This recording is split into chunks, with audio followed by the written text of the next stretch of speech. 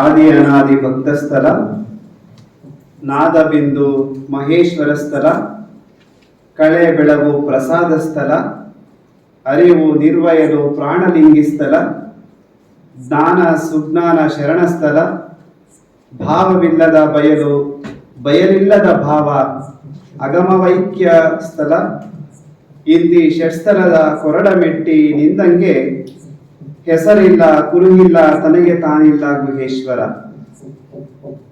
ಪ್ರಥಮದಲ್ಲಿ ಬಸವಾದಿ ಪ್ರಮಥರನ್ನ ಶ್ರೀ ಸಿದ್ಧಗಂಗಾ ಗುರು ಪರಂಪರೆಯನ್ನ ಭಕ್ತಿಯಿಂದ ಸ್ಮರಿಸುತ್ತಾ, ಪ್ರಾತಸ್ಮರಣೀಯರು ಮಹಾಲಿಂಗದೊಳಗಾದ ಪರಮ ಪೂಜ್ಯ ಶ್ರೀ ಶ್ರೀ ಶಿವಕುಮಾರ ಮಹಾಶಿವಯೋಗಿಗಳವರ ಸರ್ವಾಂಗ ಲಿಂಗಚೇತನವನ್ನು ನೆನೆದು ಪೂಜ್ಯ ಗುರುದೇವರ ಪಾದಾರವಿಂದಗಳಿಗೆ ಸಾಷ್ಟಾಂಗ ಪ್ರಣಾಮಗಳನ್ನು ಸಲ್ಲಿಸಿ, ಈ ಒಂದು ಪವಿತ್ರ ಕಾರ್ಯಕ್ರಮದ ವೇದಿಕೆಯ ಮುಂದೆ ಆಸೀನರಾಗಿರ್ತಕ್ಕಂಥ ಎಲ್ಲ ಅರಗುರು ಚರಮೂರ್ತಿಗಳಿಗೂ ಶರಣು ಸಮರ್ಪಿಸಿ, ವೇದಿಕೆಯ ಮೇಲೆ ಇಂದಿನ ಷಣ್ಮುಖ ಶಿವಯೋಗಿಗಳವರ ಕುರಿತು ಪ್ರವಚನವನ್ನ ನೀಡಿದಂತಹ ಶರಣಶ್ರೀ ಡಾಕ್ಟರ್ ಎಸ್ ಕೃಷ್ಣಪ್ಪನವರೇ,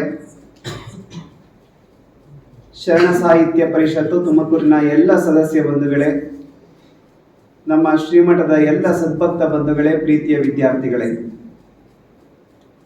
ಇವತ್ತು ಶಿವತತ್ವ ಚಿಂತನಾ ಗೋಷ್ಠಿ 16ನೇ ಶಿವತತ್ವ ಚಿಂತನಾ ಗೋಷ್ಠಿ ಪ್ರಾರಂಭ ಆಗಿದೆ. ಇವತ್ತು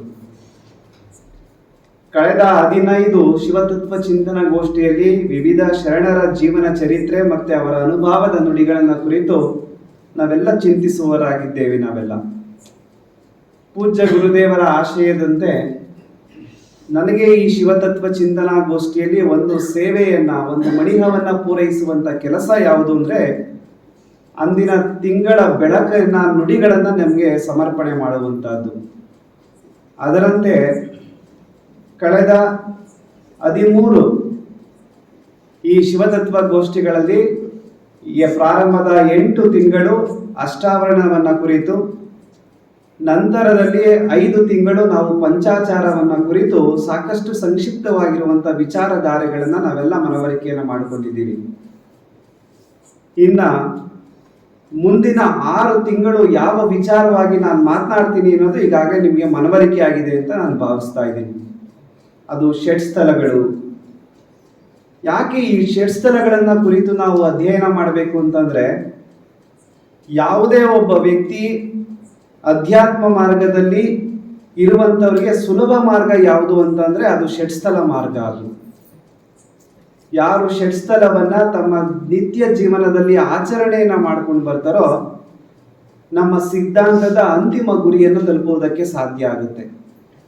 ಹಾಗಾಗಿ ಷಟ್ಸ್ಥಲ ಅಂತಕ್ಕಂಥದ್ದು ಅಧ್ಯಾತ್ಮ ಮಾರ್ಗದ ಒಂದು ಸುಲಭ ಮಾರ್ಗ ಅಂತಾನೆ ನಾವು ಭಾವಿಸ್ಬೇಕಾಗಿರುವಂತಹದ್ದು. ಮೊದಲಿಗೆ ಈ ಷಟ್ಸ್ಥಲವನ್ನ ಕುರಿತು ನಾನು ಮಾತನಾಡೋದಿದ್ರೆ, ಆ ಷಟ್ಸ್ಥಲ ಅಂತಕ್ಕಂಥ ಶಬ್ದದ ಅವಯವಾರ್ಥವನ್ನು ನಾವು ಗ್ರಹಿಸಬೇಕಾಗಿರುವಂತಹದ್ದು. ನಿಮ್ಗೆ ಹೆಸರಲ್ಲೇ ಹೇಳ್ತಾ ಇದೆ, ಷಟ್ ಪ್ಲಸ್ ಸ್ಥಳ, ಷಟ್ಸ್ಥಲ ಅಲ್ವಾ? 6 ಸ್ಥಳಗಳನ್ನು ಉಳ್ಳುವಂತಹದ್ದು ಈ ಷಟ್ಸ್ಥಲ ಅಂತದ್ದು. ಷಟ್ ಅಂದ್ರೆ 6, ಸ್ಥಳಕ್ಕೆ ಸಾಕಷ್ಟು ವ್ಯಾಖ್ಯಾನಗಳನ್ನ ನೀಡ್ತಾರೆ. ಆದರೆ ವಿಶೇಷವಾಗಿ ನಮ್ಮ ಶರಣರ ಸಿದ್ಧಾಂತದಲ್ಲಿ ಅದಕ್ಕೆ ತನ್ನದೇ ಆಗಿರ್ತಕ್ಕಂಥ ತಾತ್ವಿಕ ಹಿನ್ನೆಲೆಯನ್ನು ಇಟ್ಕೊಂಡು ಅನೇಕ ವ್ಯಾಖ್ಯಾನಗಳನ್ನು ನಾವು ಕಾಣಬಹುದು. ಅದಷ್ಟು ವ್ಯಾಖ್ಯಾನಗಳಿಗೆ ಸರಿದೂಗಿಸುವಂತ ಒಂದು ವ್ಯಾಖ್ಯಾನ ಯಾವುದಾದ್ರೂ ಇದ್ರೆ, ನಮ್ಮ ಮೊಗ್ಗಿ ಮಾಯಿದೇವರು ತಮ್ಮ ಅನುಭವ ಸೂತ್ರದಲ್ಲಿ ಷಟ್ಸ್ಥಲ ಸಿದ್ಧಾಂತವನ್ನ ನಿರೂಪಣೆಯನ್ನ ಮಾಡಿದ್ದಾರೆ. ಅವರ ಒಂದು ಸ್ಥಳ ಸಿದ್ಧಾಂತದ ಕುರಿತಾಗಿರ್ತಕ್ಕಂಥ ವಿಚಾರಗಳನ್ನು ನಾವು ಗ್ರಹಿಸಿಕೊಂಡ್ರೆ ಸಂಪೂರ್ಣವಾಗಿ ಎಲ್ಲಾ ಸ್ಥಳಗಳ ಎಲ್ಲಾ ವಿಚಾರಧಾರೆಗಳನ್ನು ನಾವು ಗ್ರಹಿಸಿಕೊಂಡು ಅಂತಾನೆ ನಾವು ಭಾವಿಸ್ಬೇಕಾಗಿರುವಂತಹದ್ದು. ಮೊದಲಿಗೆ ಸ್ಥಳ ಅಂದ್ರೆ ಏನು ಅಂತಕ್ಕಂಥದ್ದು, ಅದನ್ನ ನಾವು ತಾತ್ವಿಕ ದೃಷ್ಟಿಕೋನವನ್ನ ಇಟ್ಕೊಂಡೇ ನಾವು ಮಾತನಾಡಬೇಕಾಗಿರುವಂತಹದ್ದು. ಸ್ಥಳ ಅಂದ್ರೆ ಸತ್ ಚಿತ್ ಆನಂದ ಸ್ವರೂಪ ಅಂತ ನಾವು ಕರಿತೀವಿ. ನಾವು ಈ ಸ್ಥಳ ಅಂದ್ರೆ ಪರಬ್ರಹ್ಮ ಶಿವತತ್ವವನ್ನ ನಾವು ಸ್ಥಳ ಅಂತ ನಾವು ಕರಿತೀವಿ. ಅದನ್ನ ನೀವು ಅನುಭವ ಸೂತ್ರ ಅಂತಕ್ಕಂಥ ಒಂದು ಕೃತಿಯಲ್ಲಿ ನೀವು ಎಲ್ಲಾ ವಿಚಾರಗಳನ್ನ ಉಲ್ಲೇಖ ಮಾಡಿದ್ದಾರೆ. ನಮಗೆ ಬಹಳಷ್ಟು ವಿಸ್ತಾರವಾಗಿ ಅದಕ್ಕೆ ತನ್ನದೇ ಆಗಿರ್ತಕ್ಕಂಥ ಹಿನ್ನೆಲೆಯನ್ನು ಇಟ್ಕೊಂಡು ಈ ವಿಚಾರಗಳನ್ನ ತಿಳಿಸುವಂತ ಕೆಲಸವನ್ನ ಮೊಗ್ಗಿ ಮಾಯಿದೇವರು ಮಾಡಿದ್ದಾರೆ. ಅವರು ಮುಂದುವರೆದು ಸ್ಥಳಕ್ಕೆ ಇನ್ನೂ ಅನೇಕ ವ್ಯಾಖ್ಯಾನಗಳನ್ನ ಕೊಡ್ತಾ ಇದ್ದಾರೆ.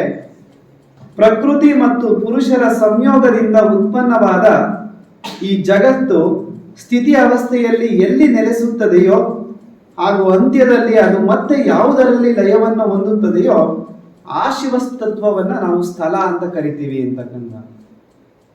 ತುಂಬಾ ಗ್ರಹಿಸ್ಕೊಳ್ಳೋದು ಒಂದು ಸ್ವಲ್ಪ ಕಷ್ಟ ಅಂತ ಅಂದ್ರೂ ಸಹ ಮುಂದಿನ ದಿನಗಳಲ್ಲಿ ನಿಮ್ಗೆ ಇದ್ರ ಬಗ್ಗೆ ಸಾಕಷ್ಟು ವಿಚಾರಗಳು ಅರ್ಥೈಸ್ಕೊಳ್ಬಹುದು ನೀವೆಲ್ಲ.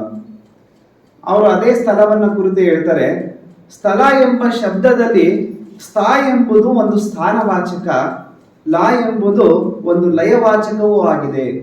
ಇದರ ಅರ್ಥ ಏನು ಅಂದ್ರೆ ಸ್ಥಿತಿ ಮತ್ತು ಲಯ, ಈ ಎರಡು ಸ್ಥಿತಿ ಮತ್ತು ಲಯಗಳಿಗೆ ಕಾರಣವಾದದ್ದನ್ನು ನಾವು ಸ್ಥಳ ಅಂತ ಕರಿತೀವಿ ನಾವು. ಅವರು ಮುಂದೆ ಹೇಳ್ತಾರೆ, ಸ್ಥಾವರ ಮತ್ತು ಜಂಗಮ ರೂಪಿ ಸಮಸ್ತ ಜಗತ್ತಿಗೆ ಆಧಾರವಾಗಿರುವ ಶಿವತತ್ವವು ಸ್ಥಳ ಅಂತ ಕರೆಸಿಕೊಳ್ಳುತ್ತದೆ. ಶ್ರೇಷ್ಠವಾದ ಮೋಕ್ಷದಲ್ಲಿ ಆಸಕ್ತಿಯುಳ್ಳವರಿಗೆ ಯಾವುದು ಪರಮ ಪದವೋ ಅರ್ಥಾತ್ ಉತ್ತಮ ಸ್ಥಾನವೋ ಅಂತಹ ಅದ್ವೈತದ ಶಿವತತ್ವವನ್ನ ನಾವು ಸ್ಥಳ ಅಂತ ವ್ಯಾಖ್ಯಾನಿಸಿಕೊಳ್ಳಬಹುದು. ಈ ರೀತಿಯಾಗಿ ಮೊಗ್ಗಿ ಮಾಯಿದೇವರು ಈ ಸ್ಥಳದ ವಿಚಾರವಾಗಿ ತಮ್ಮದೇ ಆಗಿರ್ತಕ್ಕಂಥ ವ್ಯಾಖ್ಯಾನವನ್ನು ನೀಡಿದ್ದಾರೆ. ಈಗ 6 ಸ್ಥಳಗಳು ಯಾವುದು? ನಾನು ಪ್ರಾರಂಭದಲ್ಲೇ ಒಂದು ವಚನವನ್ನ ನಿಮ್ಗೆ ಉಲ್ಲೇಖ ಮಾಡಿ ಹೇಳಿದ್ದೀನಿ, ಅದು ಅಲ್ಲಮ ಪ್ರಭುಗಳ ವಚನ. ಆ 6 ಸ್ಥಳಗಳನ್ನ ಆ ವಚನದಲ್ಲಿ ಅವರು ನಿರೂಪಣೆಯನ್ನು ಕೊಟ್ಟಿದ್ದಾರೆ. ಆ 6 ಸ್ಥಳಗಳು ಯಾವುದು ಅಂದ್ರೆ, ಮೊದಲನೇದು ಭಕ್ತ ಸ್ಥಳ, ಎರಡನೇದು ಮಹೇಶ್ವರ ಸ್ಥಳ, ಮೂರನೇದು ಪ್ರಸಾದಿ ಸ್ಥಳ, ನಾಲ್ಕನೇದು ಪ್ರಾಣಲಿಂಗಿ ಸ್ಥಳ, ಐದನೇದು ಶರಣ ಸ್ಥಳ, ಆರನೇದು ಐಕ್ಯ ಸ್ಥಳ ಅಂತಕ್ಕಂಥದ್ದು. ಒಂದೊಂದು ಸ್ಥಳವೂ ಸಹ ತನ್ನದೇ ಆಗಿರ್ತಕ್ಕಂಥ ತತ್ವವನ್ನ ಒಳಗೊಂಡಿದೆ. ಅದನ್ನ ಒಂದೊಂದು ತಿಂಗಳು ಸಹ ನಾವು ಶಿವತತ್ವ ಚಿಂತನಾ ಗೋಷ್ಠಿಯ ತಿಂಗಳ ಬೆಳಕಿನಲ್ಲಿ ಅಡಿಯಲ್ಲಿ ನಾವು ಅಧ್ಯಯನ ಮಾಡಬೇಕಾಗಿರುವಂತಹದ್ದು. ಹಾಗಾಗಿ ಒಂದೇ ಒಂದು ವಾಕ್ಯದಲ್ಲಿ ಅವುಗಳನ್ನ ಸುಲಭವಾಗಿ ಅರ್ಥೈಸ್ಕೊಳ್ಳೋದಾದ್ರೆ, ಈ ಭಕ್ತ ಸ್ಥಳ ಅಂದ್ರೆ ಏನಿರುತ್ತೆ, ಪ್ರತಿಯೊಬ್ಬರು ಸಹ ಈ 6 ಸ್ಥಳಗಳನ್ನ ಹತ್ತಬೇಕಂತೆ ಅವರು. ಐಕ್ಯ ಸ್ಥಳವನ್ನ ಮುಟ್ಟಿರ್ತಕ್ಕಂಥ ಪ್ರತಿಯೊಬ್ಬ ಸಾಧಕನು ಸಹ ಮತ್ತೆ ಭಕ್ತ ಸ್ಥಳಕ್ಕೆ ಬಂದು ನಿಂತು ಪ್ರತಿನಿತ್ಯವೂ 6 ಸ್ಥಳಗಳನ್ನ ಏರುವಂತ ಕೆಲಸ ಆಗಬೇಕಾಗಿರುವಂತದ್ದು. ಇದು ನಮ್ಮ ಶರಣ ಸಿದ್ಧಾಂತದಲ್ಲಿ ಒಂದು ವಿಶೇಷ ಅಂತಾನೆ ನಾವು ಪರಿಭಾವಿಸಬೇಕಾಗಿರುವಂತಹದ್ದು. ಭಕ್ತ ಸ್ಥಳ ಅಂದ್ರೆ ಗುರುಲಿಂಗ ಜಂಗಮರ ಆರಾಧನೆಯನ್ನ ಭಕ್ತ ಸ್ಥಳ ಹೊಂದಿರುತ್ತದೆ. ಅದು ಹೇಗೆ ಹೆಂಗೆ ಅನ್ಬಿಟ್ಟು ಇನ್ನ ಅನೇಕ ವಿಚಾರಗಳು ಇದರಲ್ಲಿದ್ದಾವೆ. ಅದನ್ನ ಮುಂದಿನ ಗೋಷ್ಠಿಗಳಲ್ಲಿ ನಾವೆಲ್ಲ ಅರ್ಥೈಸಿಕೊಳ್ಳೋಣ. ಇನ್ನ ಮಹೇಶ್ವರ ಸ್ಥಳ ಅಂದ್ರೆ ಈ ಗುರುಲಿಂಗ ಜಂಗಮರ ವಿಚಾರದಲ್ಲಿ ನಿಷ್ಠೆಯನ್ನ ಅಳವಡಿಸಿಕೊಳ್ಳುವುದೇ ಅದು ಮಹೇಶ್ವರ ಸ್ಥಳ ಎಂದಿರಿಸಿಕೊಳ್ಳುತ್ತದೆ. ಇನ್ನ ಪ್ರಸಾದಿ ಸ್ಥಳ, ಅದು ಪ್ರಪಂಚದ ಸಕಲವು ಪರಮಾತ್ಮನ ಕೊಡುಗೆ ಎಂಬ ಭಾವವನ್ನ ಮೂಡಿಸುವಂತ ಕೆಲಸವನ್ನ ಪ್ರಸಾದಿ ಸ್ಥಳ ಮಾಡುತ್ತದೆ. ಇನ್ನ 4ನೇ ಸ್ಥಳವಾಗಿರ್ತಕ್ಕಂಥದ್ದು ಪ್ರಾಣಲಿಂಗಿ ಸ್ಥಳ. ತನ್ನ ಅಂತರಾಳ ಮತ್ತು ಅಂತರಾತ್ಮಗಳನ್ನ ಸಂಪೂರ್ಣವಾಗಿ ಅರಿಯುವಂತ ಕೆಲಸವನ್ನ ಆ ಸ್ಥಳ ಮಾಡಿಸಿಕೊಳ್ಳುತ್ತದೆ. ಇನ್ನ ಶರಣ ಸ್ಥಳ ಆತ್ಮ ಪರಮಾತ್ಮರೊಂದಿಗೆ ನೇರವಾದ ಸಂವಾದವನ್ನ ಆರಂಭ ಮಾಡುತ್ತದೆ ಅದು. ಇನ್ನ ಕೊನೆಯದಾಗಿರ್ತಕ್ಕಂಥ ಸ್ಥಳ ಅದು ಐಕ್ಯ ಸ್ಥಳ. ಅದು ಈ ಐಕ್ಯ ಸ್ಥಳದಲ್ಲಿ ಪ್ರತಿಯೊಬ್ಬದ ಸಾಧಕನ ಅಂತಿಮ ಗುರಿ ಯಾವುದು ಅಂದ್ರೆ ಅಂಗಲಿಂಗವನ್ನಾಗಿ ಮಾಡಿಕೊಳ್ಳುವಂತಹದ್ದು. ಅದು ಐಕ್ಯ ಸ್ಥಳ ಅಂತ ಅನಿಸ್ಕೊಳ್ಳುತ್ತದೆ.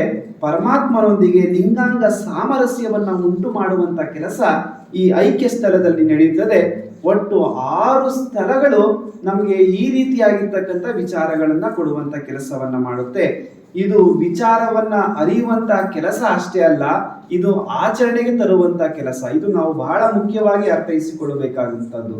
ನಾವು ಎಷ್ಟೇ ನಾವು ಹೇಳಿದ್ರು ಅದು ಪ್ರಾಯೋಗಿಕವಾಗಿ ನೀವು ನಿಮ್ಮ ಜೀವನದಲ್ಲಿ ಅಳವಡಿಸಿಕೊಂಡಾಗ ಮಾತ್ರ ಷಟ್ಸ್ಥಲ ಮಾರ್ಗದಲ್ಲಿ ನೀವು ನಡೆಯುವಂತವರಾಗಬೇಕಾಗಿರುವಂತಹದ್ದು. ಈಗ ಮೂಲ ಆಶಯ ಏನು ಅಂತಂದ್ರೆ ಷಟ್ಸ್ಥಲದ ಮಹತ್ವ. ಯಾಕೆ ನಮ್ಮ ಜೀವನದಲ್ಲಿ ಷಟ್ಸ್ಥಲಗಳನ್ನು ನಾವು ಅಳವಡಿಸಿಕೊಳ್ಬೇಕಾಗಿರುವಂತಹದ್ದು, ಅದರ ಮುಖ್ಯ ಉದ್ದೇಶ ಏನು ನೋಡಿ. ನಮ್ಮ ಭಾರತೀಯ ಧರ್ಮಗಳಲ್ಲಿ ನಮ್ಮ ಈ ಸಿದ್ಧಾಂತ ರೀತಿಯು ಒಂದು ವಿಶಿಷ್ಟವಾಗಿದೆ ಅಂತಲೇ ನಾವು ಹೇಳಬಹುದು. ಬಹುತೇಕ ಧರ್ಮಗಳು ಪರಮಾತ್ಮನನ್ನ ಸಾಕ್ಷಾತ್ಕಾರ ಮಾಡಿಕೊಳ್ಳುವ ಮಟ್ಟಿಗೆ ಪ್ರಯತ್ನಿಸಿದರೆ, ನಮ್ಮ ಸಿದ್ಧಾಂತ ಏನು ಹೇಳುತ್ತೆ ಅಂದ್ರೆ ನಿತ್ಯದಲ್ಲಿ ಆ ಪರಮಾತ್ಮನೊಡನೆ ಸಾಲೋಕ್ಯ, ಸಾಮೀಪ್ಯ, ಸಾರೂಪ್ಯ, ಸಾಯುಜ್ಯಗಳೆಂಬ ಚತುರ್ವಿಧ ಮುಕ್ತಿಗಳನ್ನು ಅನುಭವಿಸುತ್ತದೆ. ನಮ್ಮ ಸಿದ್ಧಾಂತ ಕೇವಲ ಅರಿವು ಪಡೆಯುವುದಕ್ಕಲ್ಲ, ಅರಿವು ಆಚರಣೆಯಲ್ಲಿ ಅಳವಡುವುದೇ ಇದರ ಪ್ರಮುಖ ಗುರಿಯಾಗಿರುವಂತಹದ್ದು. ಅರಿವು ಆಚರಣೆಯಲ್ಲಿ ಅಳವಟ್ಟು ಅನುಭವ ನಮ್ಮಲ್ಲಿ ಬೆಳೆದು ಆನಂದ ಲಭಿಸುವುದು. ಆನಂದದ ಅನುಭೂತಿಯಲ್ಲಿ ಸಮರಸ ಹೊಂದುವ ವಿಶಿಷ್ಟತೆ ನಮ್ಮ ಸಿದ್ಧಾಂತದಲ್ಲಿ ನಾವು ಕಾಣಬಹುದು. ವಿಶೇಷವಾಗಿ ಈ ಸಾಮರಸ್ಯವನ್ನು ಸಾಧಿಸಲು ಪ್ರತಿಯೊಬ್ಬ ಸಾಧಕರು ಮುಖ್ಯವಾಗಿ ತತ್ವತ್ರಯಗಳನ್ನು ಅರಿಯಬೇಕಾಗುವುದು. ಅರಿತರೆ ಸಾಲದು, ಈ ತತ್ವತ್ರಯಗಳನ್ನ ಅರಿತು ಆಚರಿಸಬೇಕಾಗಿರುವುದು ಬಹಳ ಮುಖ್ಯವಾಗಿರುವಂತ ವಿಚಾರ. ಆಚರಿಸಿ ಅಳವಡಿಸಿಕೊಂಡು ಅನುಭವಿಸುವ ಕಲೆ ಸಾಧಕರಿಗೆ ಲಭ್ಯವಾಗುವಂತಹದ್ದು. ಸಾಧಕನು ಅಷ್ಟಾವರಣವನ್ನ ಅಂಗವಾಗಿಸಿಕೊಂಡು ಪಂಚಾಚಾರಗಳನ್ನ ಪ್ರಾಣವಾಗಿಸಿಕೊಳ್ಳುತ್ತಾ ಷಟ್ಸ್ಥಲವನ್ನ ಆತ್ಮವಾಗಿಸಿ ಅನುಭೂತಿ ಪಡೆಯುವನು. ಇದೊಂದು ಪ್ರಾಯೋಗಿಕ ಸಿದ್ಧಾಂತ. ಈ ಷಟ್ಸ್ಥಲ ಅಂತಕ್ಕಂಥದ್ದು ಒಂದು ಪ್ರಾಯೋಗಿಕ ಸಿದ್ಧಾಂತ ಅಂತಾನೆ ನಾವು ಭಾವಿಸಬೇಕಾಗಿರುವಂತಹದ್ದು. ನಾವು ಈ ಶ್ರೀ ಗುರುವಿನಿಂದ ಇಷ್ಟಲಿಂಗವನ್ನ ಪಡೆದುಕೊಂಡ ಭಕ್ತ ಇದನ್ನೆಲ್ಲ, ಭಕ್ತ ಅಂದ್ರೆ ಅರ್ಥಾತ್ ಸಾಧಕ ಅಂತ ನಾವು ಇಲ್ಲಿ ಪರಿಗಣನೆಗೆ ತೆಗೆದುಕೊಳ್ತೀವಿ. ನಾವು ಈ ಸಾಧಕನು ಜಂಗಮನ ಕರುಣೆಗಾಗಿ ಇಷ್ಟಲಿಂಗ ಪೂಜೆಯನ್ನ ಮಾಡಿಕೊಳ್ಳಬೇಕಾಗುತ್ತದೆ. ಲಿಂಗವನ್ನ ಪೂಜಿಸಲು ನಮಗೆ ವಿಭೂತಿ ಬೇಕು, ರುದ್ರಾಕ್ಷಿ ಬೇಕು, ಷಡಕ್ಷರ ಮಂತ್ರ ಜಪವೂ ಬೇಕು. ಹೀಗೆ ಅರ್ಚನೆಗೆ ಇದು ಗುರು ಜಂಗಮರಿಂದ ಪಾದೋದಕವನ್ನ ಪ್ರಸಾದವನ್ನ ಪಡೆಯುವಲ್ಲಿಯೇ ಸಂತೃಪ್ತಿ ಇದೆ, ನಮಗೆ ಸಮಾಧಾನವಿದೆ, ಮತ್ತೆ ಮುಕ್ತಿ ಇದೆ ಅಂತಾನೆ ನಮ್ಗೆ ಈಗಾಗಲೇ ನಾವು ಅಷ್ಟಾವರಣದ ವಿಚಾರದಲ್ಲಿ ಬಂದಾಗ ಅದನ್ನೆಲ್ಲ ಗ್ರಹಿಸಿಕೊಂಡಿದ್ದೀವಿ. ನಾವು ಈ ಲಿಂಗಾಂಗ ಸಮರಸವನ್ನ ಸಾಧಿಸುವ ಕ್ರಮವೇ ಷಟ್ಸ್ಥಲ ಅಂತಕ್ಕಂಥದ್ದು. ಬಹಳ ಸಂಕ್ಷಿಪ್ತವಾಗಿ ಹೇಳೋದಾದ್ರೆ ಇದಕ್ಕೆ ತತ್ವ ಸೋಪಾನ ಅಂತಲೂ ನಾವು ಕರಿತೀವಿ. ನಾವು ಇಲ್ಲಿ ಭಕ್ತ, ಮಹೇಶ್ವರ, ಪ್ರಸಾದಿ, ಪ್ರಾಣಲಿಂಗಿ, ಶರಣ, ಐಕ್ಯ ಎಂಬ 6 ಸೋಪಾನಗಳು ಈ ಷಟ್ಸ್ಥಲವು ಜೀವನ ಸಿದ್ಧಾಂತವನ್ನಾಗಿ ನಮಗೆ ರೂಪಿಸಿಕೊಡುವಂತ ಕೆಲಸವನ್ನ ಮಾಡ್ತಾ ಇದೆ. ಈ ಸಿದ್ಧಾಂತವನ್ನ ಇನ್ನು ಬಹಳ ಸಂಕ್ಷಿಪ್ತವಾಗಿ ಸರಳವಾಗಿ ಹೇಳಬಹುದಾದ್ರೆ ನೋಡಿ, ಸ್ಥೂಲತನು, ಸೂಕ್ಷ್ಮತನು, ಕಾರಣತನು ಎಂಬ ತನುತ್ರಯಗಳಿವೆ ಇವು ನಮ್ಮಲ್ಲಿ. ಅದನ್ನ ಹೇಗೆ ಅರ್ಥೈಸ್ಕೊಳ್ಳೋದು ಅಂದ್ರೆ ಇನ್ನೂ ಸರಳವಾಗಿ ಈ ತನುತ್ರಯಗಳನ್ನ ನಮಗೆ ಶರೀರ, ಮನಸ್ಸು, ಆತ್ಮ ಅಂತ ಇದ್ದಾವೆ. ನಿಮ್ಗೆ ನೇರವಾಗಿ ಹೇಳೋದಾದ್ರೆ ಈ 3 ತನುಗಳು ವಿಕಾಸ ಆಗಬೇಕು. ನಮ್ಮಲ್ಲಿ ತನು ವಿಕಾಸ ಆಗಬೇಕು, ಮನಸ್ಸು ವಿಕಾಸ ಆಗಬೇಕು, ಮತ್ತೆ ಆತ್ಮ ವಿಕಾಸ ಆಗಬೇಕು. ಇದನ್ನೇ ನಾವು ಲಿಂಗಾಂಗ ಸಾಮರಸ್ಯ ಅಂತ ಕರಿತೀವಿ. ಈ 3 ತನುಗಳು ವಿಕಾಸ ಆದಾಗ ಶರೀರ ಶರೀರ ತಂತಾನೇ ವಿಕಾಸ ಆಗುತ್ತದೆ. ಅದರ ಜೊತೆಗೆ ಈ ಶರೀರ ವಿಕಾಸ ಆಗಬೇಕಾದ್ರೆ ಬಹಳ ಮುಖ್ಯವಾಗಿ ನಮ್ಗೆ ಏನ್ ಬೇಕು ಅಂದ್ರೆ ಈ ಶರೀರ ವಿಕಾಸಕ್ಕೆ ನಮ್ಗೆ ಆಹಾರ ಬೇಕು, ಮತ್ತೆ ವ್ಯಾಯಾಮ ಅತ್ಯವಶ್ಯಕವಾಗಿ ಬೇಕಾಗಿರುವಂತಹದ್ದು. ಇದರ ಜೊತೆಗೆ ಈ ಶರೀರ ವಿಕಾಸಕ್ಕೆ ಮೂಲಭೂತ ಕೆಲವು ಸೌಕರ್ಯಗಳು ನಮಗೆ ಬೇಕಾಗುತ್ತದೆ. ಇದನ್ನ ನಾವು ಭೌತಿಕ ವಿಕಾಸ ಅಂತ ಕರಿತೀವಿ ನಾವು. ಅಷ್ಟೇ ಅಲ್ಲ, ಈ ಮನಸ್ಸು ಪ್ರಸನ್ನವಾಗಬೇಕು ಅಂತಂದ್ರೆ, ಅರ್ಥಾತ್ ಮನಸ್ಸು ವಿಕಾಸ ಆಗ್ಬೇಕಾದ್ರೆ ನಮ್ಗೆ ಏನ್ ಬೇಕು? ಶರೀರ ವಿಕಾಸ ಆಗ್ಬೇಕಾದ್ರೆ ಆಹಾರ, ವ್ಯಾಯಾಮ ಬೇಕು, ಮೂಲಭೂತ ಸೌಕರ್ಯಗಳು ಬೇಕು. ಮನಸ್ಸು ವಿಕಾಸ ಆಗ್ಬೇಕಾದ್ರೆ ನಮ್ಗೆ ಜ್ಞಾನ ಬೇಕಾಗುತ್ತದೆ. ಈಗ ಮನಸ್ಸು ವಿಕಾಸ ಆದ ನಂತರದಲ್ಲಿ ನಮ್ಮ ಆತ್ಮನೂ ಸಹ ವಿಕಾಸ ಆಗಬೇಕು. ಆತ್ಮ ವಿಕಾಸ ಆಗಬೇಕಾದ್ರೆ ನಮ್ಗೆ ಧ್ಯಾನ ಬೇಕಾಗುತ್ತದೆ. ಧ್ಯಾನ ಅಂದ್ರೆ ಶಿವನ ನೆನಹು ಅಂತಕ್ಕಂಥದ್ದು ನಾವು ಪರಿಭಾವಿಸಬೇಕು. ಶರೀರಕ್ಕೆ ಅನ್ನ, ಮನಸ್ಸಿಗೆ ಜ್ಞಾನ, ಆತ್ಮಕ್ಕೆ ಧ್ಯಾನ, ಈ 3 ಪಡೆದುಕೊಂಡಾಗ ಪರಿಪೂರ್ಣ ಜೀವನ ಎನಿಸುತ್ತದೆ. ಶಾರೀರಿಕವಾಗಿ ಭೌತಿಕ ವಿಕಾಸ ಉಂಟಾದ್ರೆ ಮಾನಸಿಕವಾಗಿ ನೈತಿಕ ಏಳಿಗೆ ನಮ್ಮಲ್ಲಿ ಉಂಟಾಗುತ್ತೆ. ಆಂತರಿಕವಾಗಿ ಆತ್ಮಕ್ಕೆ ಆಧ್ಯಾತ್ಮಿಕತೆಯ ಉತ್ಥಾನ ಉಂಟಾಗುತ್ತದೆ. ಜೀವನದಲ್ಲಿ ಈ 3 ಸಾಧಿಸಿದಾಗ ಮಾತ್ರ ನಮ್ಮ ಜೀವನದಲ್ಲಿ ಪರಿಪೂರ್ಣತ್ವ ಅಳವಡುತ್ತದೆ. ಈ ಪರಿಪೂರ್ಣತ್ವ ಬಂದಾಗ ಬದುಕಿನಲ್ಲಿ ನಮಗೆ ಶಾಂತಿ, ಸಮಾಧಾನ, ತೃಪ್ತಿ ದೊರೆಯುತ್ತದೆ. ಬದುಕಿನಲ್ಲಿ ಎಂತಹ ಕಷ್ಟಗಳು ಬರಲಿ, ನಮಗೆ ನೋವುಗಳು ಬಂದರೂ ಸಹ ಅದನ್ನ ಬಹಳ ಸಹನೆಯಿಂದ, ತಾಳ್ಮೆಯಿಂದ ಎದುರಿಸುವಂತಹ ಶಕ್ತಿ ನಮಗೆ ಬರುತ್ತದೆ. ಅದಕ್ಕೆ ನಮ್ಮ ಜೀವನದಲ್ಲಿ ಈ 3 ತನುತ್ರಯಗಳಿದಾವೆಲ್ಲ, ಈ ತನುತ್ರಯಗಳು ವಿಕಾಸವಾಗಬೇಕಾಗುತ್ತದೆ. ಈ ಷಟ್ಸ್ಥಲವನ್ನ ತಿಳಿದುಕೊಳ್ಳುವ ಮೊದಲು ನಾವು ಪ್ರಥಮದಲ್ಲಿ ನಾವು ಪರಿಭಾವಿಸಬೇಕಾಗಿರುವಂತದ್ದು ಅಂದ್ರೆ, ಆಗ್ಲಿಂದ ನಾನು ಹೇಳ್ತಾ ಇದ್ದೀನಿ, ನಮಗೆ ಲಿಂಗಾಂಗ ಸಾಮರಸ್ಯವೇ ಅಂತಿಮ ಗುರಿಯಾಗಿರುವಂತಹದ್ದು ಷಟ್ಸ್ಥಲ ಮಾರ್ಗದಲ್ಲಿ. ಲಿಂಗಾಂಗ ಸಾಮರಸ್ಯ ಅಂದ್ರೆ ಏನು ಅಂತ ನಾವು ತಿಳ್ಕೊಳ್ಬೇಕು ಮೊದಲಿಗೆ. ನೋಡಿ, ಲಿಂಗಾಂಗ ಅಂತಕ್ಕಂಥ ಶಬ್ದವನ್ನ ನಾವು ಭೇದ ಮಾಡಿದಾಗ ಲಿಂಗ ಮತ್ತೆ ಅಂಗ ಅಂತಕ್ಕಂಥ ಎರಡು ನಮಗೆ ಶಬ್ದಗಳು ಗೋಚರಿಸುತ್ತದೆ. ಇದನ್ನ ಸೇರಿಸಿ ನಾವು ಲಿಂಗಾಂಗ ಅಂತ ಕರಿತೀವಿ. ಇಲ್ಲಿ ಲಿಂಗ ಎಂದರೆ ಅದಕ್ಕೆ ಅನೇಕ ರೀತಿಯಾಗಿರ್ತಕ್ಕಂಥ ಶಬ್ದಗಳಿದ್ದಾವೆ. ನಾವು ದೇವರು ಅಂತಕ್ಕಂಥ ಭಾವನೆ ಇದೆ, ಶಿವ ಅಂತ ಕರಿತೀವಿ, ಪರಮಾತ್ಮ ಅಂತ ಕರಿತೀವಿ, ಪರಶಿವ ಅಂತಕ್ಕಂಥದ್ದು. ಈ ರೀತಿಯಾಗಿರ್ತಕ್ಕಂಥದ್ದನ್ನ ನಾವೆಲ್ಲ ಹೆಸರುಗಳಿಂದ ನಾವು ಉಲ್ಲೇಖ ಮಾಡ್ತೀವಿ ಈ ಲಿಂಗಕ್ಕೆ. ಅಂಗ ಎಂದರೆ ನಮ್ಗೆಲ್ಲ ಗೊತ್ತಿರುವಂತಹದ್ದು ಶರೀರ ಅಥವಾ ಜೀವ ಅಂತ ನಾವು ಕರೆದುಕೊಳ್ಳುತ್ತೇವೆ. ಇಲ್ಲಿ ಷಟ್ಸ್ಥಲವೆಂದರೆ ಜೀವ ಶಿವನಾಗುವಂತಹದ್ದು, ನರ ಹರನಾಗುವಂತಹದ್ದು, ಮಾನವ ಮಹಾದೇವನಾಗುವಂಥದ್ದು. ಅಂಗ ಲಿಂಗವಾಗುವುದೇ ಷಟ್ಸ್ಥಲದ ಮುಖ್ಯ ಉದ್ದೇಶವಾಗಿರುವಂತಹದ್ದು. ನಮ್ಮ ಅಂತರಂಗದ ಒಳಗೆ ಶೋಧಿಸುವುದು, ತನ್ನನ್ನು ತಾನರಿಯುವುದು, ಇದು ಈ ಷಟ್ಸ್ಥಲದ ಮುಖ್ಯ ಉದ್ದೇಶವಾಗಿರುವಂತಹದ್ದು. ವಿಜ್ಞಾನ ಹೊರಗೆ ಸಂಶೋಧನೆ ಮಾಡುತ್ತದೆ. ವಿಜ್ಞಾನದಿಂದ ಹೊರಗೆ ಶೋಧನೆ ಮಾಡಿದಾಗ ನಮಗೆ ಭೌತಿಕವಾಗಿರ್ತಕ್ಕಂಥ ಸುಖ ಸಿಗುತ್ತದೆ. ಯಾವುದರಿಂದ? ವಿಜ್ಞಾನದಿಂದ. ವಿಜ್ಞಾನ ಇವತ್ತೆಲ್ಲ ನಮಗೆ ಸಂಶೋಧನೆಗೆ ಒಳಪಡಿಸಿದ್ದೀವಿ. ಅನೇಕ ಭೌತಿಕ ಸುಖ ಸಂಪತ್ತನ್ನು ನಾವು ಅನುಭವಿಸ್ತಾ ಇದ್ದೀವಿ. ಆದರೆ ಷಟ್ಸ್ಥಲ ಏನ್ ಮಾಡುತ್ತೆ ಅಂದ್ರೆ ನಮ್ಮ ಅಂತರಂಗವನ್ನ ಶೋಧನೆಯನ್ನು ಮಾಡುತ್ತದೆ. ಷಟ್ಸ್ಥಲ ಅಂದ್ರೆ ನಾವು ಅಧ್ಯಾತ್ಮ ಅಂತಲೂ ಸಹ ಪರಿಗಣನೆಗೆ ತೆಗೆದುಕೊಳ್ಬೇಕಾಗುತ್ತದೆ. ಅಧ್ಯಾತ್ಮದ ಒಳಗೆ ಶೋಧನೆ ಮಾಡಿದಾಗ ನಮಗೆ ಆತ್ಮದ ಆನಂದ ಉಂಟಾಗುತ್ತದೆ. ಸದಾ ಆನಂದವಾಗಿ ಇರಲು ಸಾಧ್ಯವಾಗುತ್ತದೆ. ಅದಕ್ಕೆ ನಮಗೆ ವಿಜ್ಞಾನ ಶೋಧನೆಯೂ ಬೇಕು, ಷಟ್ಸ್ಥಲದ ಶೋಧನೆಯೂ ಬೇಕು. ಎರಡು ಇದ್ದಾಗ ಮಾತ್ರ ಪರಿಪೂರ್ಣವಾಗುತ್ತದೆ. ಇದನ್ನ ನಾವು ಲಿಂಗಾಂಗ ಸಾಮರಸ್ಯ ಅಂತ ಕರಿತೀವಿ ನಾವು.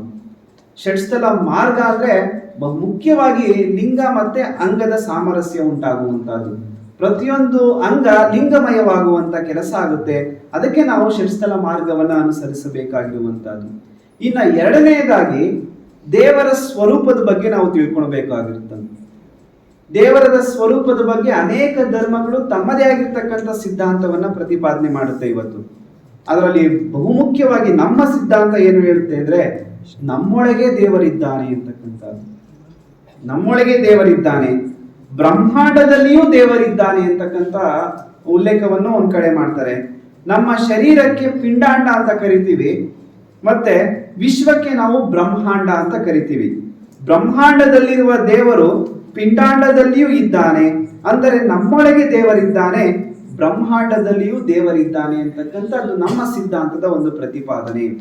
ಬಸವಣ್ಣನವರು ಬಹಳ ಅರ್ಥವತ್ತವಾಗಿ ತಮ್ಮದೇ ಆಗಿರ್ತಕ್ಕಂಥ ನಿಲುವನ್ನ ತಮ್ಮ ವಚನಗಳಲ್ಲಿ ಬ್ರಹ್ಮಾಂಡದಲ್ಲಿ ದೇವರು ಹೇಗಿದ್ದಾನೆ ಅಂತಕ್ಕಂಥ ಮಾತನ್ನ ಉಲ್ಲೇಖ ಮಾಡ್ತಾರೆ.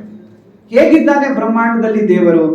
ಎತ್ತೆತ್ತ ನೋಡಿದಡತ್ತತ್ತ ನೀನೇ ದೇವ, ಸಕಲ ವಿಸ್ತಾರದ ರೂಹು ನೀನೇ ದೇವ, ವಿಶ್ವತಶ್ಚಕ್ಷು ನೀನೇ ದೇವ, ವಿಶ್ವತೋ ಮುಖ ನೀನೇ ದೇವ, ವಿಶ್ವತೋ ಬಾಹು ನೀನೇ ದೇವ, ವಿಶ್ವತತ್ಪಾದ ನೀನೇ ದೇವ, ಕೂಡಲ ಸಂಗಮ ದೇವ ಅಂತಕ್ಕಂಥದ್ದು. ಇದು ನಿಜವಾದ ದೇವರ ಸ್ವರೂಪ.